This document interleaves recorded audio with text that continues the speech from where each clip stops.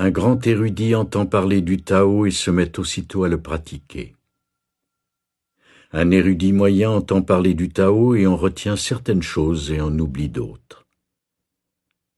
Un érudit inférieur entend parler du Tao et se tord de rire. Sans ce rire, ce ne serait pas le Tao. Il y a donc des dictons constructifs à ce sujet. La voie de l'illumination semble obscure, aller de l'avant donne l'impression de retraiter, la voie facile semble difficile, la véritable puissance semble faible, la véritable pureté semble ternie, la véritable clarté semble enveloppée de ténèbres, le plus grand art semble grossier, le plus grand amour semble indifférent, la plus grande sagesse semble enfantine. Le Tao est caché et sans nom. Lui seul nourrit et apporte la satiété à toute chose.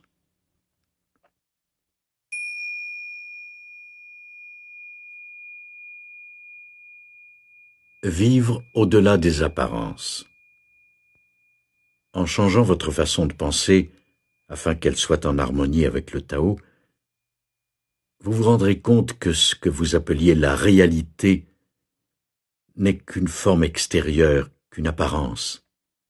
C'est l'application du Tao au quotidien qui détermine la grandeur d'un érudit, et non le fait qu'il comprenne ou non ces concepts apparemment paradoxaux. Celui qui demeure dans le Tao voit le monde de façon bien différente, car il sait que la paix intérieure est une force. En fait, tout devient plus facile quand on cesse de faire des efforts. Soyez assidus. Soyez assidus dans votre démarche. Laissez de côté votre tendance à compliquer les choses et accordez-vous la liberté de devenir un praticien persévérant. Même si vous ne faites que répéter une affirmation ou relire chaque jour un verset, cela vous aidera à avancer sur la voie du Tao. Le Tao est indémontrable en termes physiques.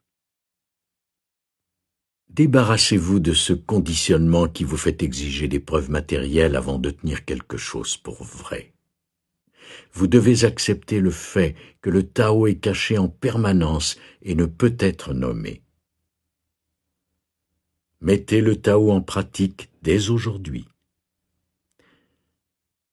Passez 1 heure avec un enfant et observez comment des comportements et des croyances apparemment enfantines sont en fait l'incarnation de la sagesse. Notez sa fascination pour des choses qui vous semblent à première vue insignifiantes, la façon dont il ou elle répète sans cesse la même phrase absurde, ses crises de colère ou ses éclats de rire. Notez par exemple ce que vous avez retenu de la sagesse que dénotent ces impulsions soi-disant infantiles et jurez de redevenir enfant le plus souvent possible.